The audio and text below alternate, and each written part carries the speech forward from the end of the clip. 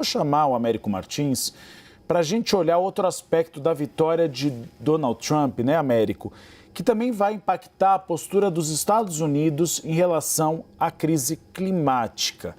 Como você tem visto o cenário nos Estados Unidos e o que a gente pode esperar de mudança na agenda do governo americano? Uribe, nós vamos ver uma guinada muito forte do governo americano com relação à agenda climática. Então, essas apurações do Daniel, de vocês todos aí, sobre as mudanças e os temores do governo brasileiro com relação à COP30 são absolutamente fundamentadas. É muito provável que essa mudança do governo nos Estados Unidos tenha um impacto muito grande, não só na COP30, mas também na COP29. Começa a semana que vem, eu estarei lá em Baku, no Azerbaijão, cobrindo isso que já está sendo chamado por alguns como o velório das COPs, porque o impacto dessa eleição do Donald Trump é muito grande nesse setor. Por que isso, Uribe? Porque o Donald Trump é praticamente o negacionista da questão climática. Quando ele era presidente, no primeiro mandato, ele chegou a tirar os Estados Unidos dos acordos de Paris, que são, no final das contas, são os principais acordos para se combater as mudanças climáticas. Foram assinados há 10 anos e até hoje guiam os caminhos dos países, aí, de todos os países, para combater as mudanças climáticas, evitar o aquecimento global. Ele chegou a retirar os Estados Unidos desses acordos, o primeiro país a fazer isso.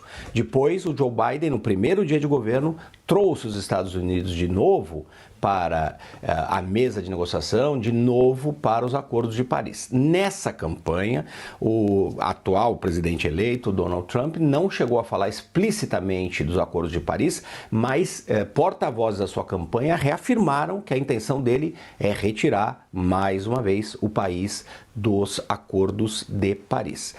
Isso ainda não está absolutamente declarado, são informações em off, informações reservadas ali da campanha.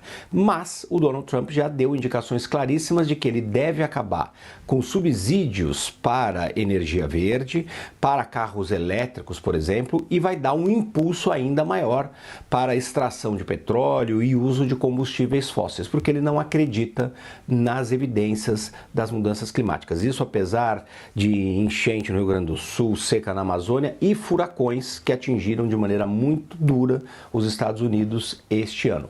O Donald Trump, de propósito, não trouxe esses assuntos à tona e preferiu focar em assuntos que eram mais complicados, vamos dizer assim, para os democratas, em que os democratas eram mais frágeis, imigração e economia. Mas o impacto dessa chegada dele ao poder vai ser grande com relação a isso. Existe um temor muito grande.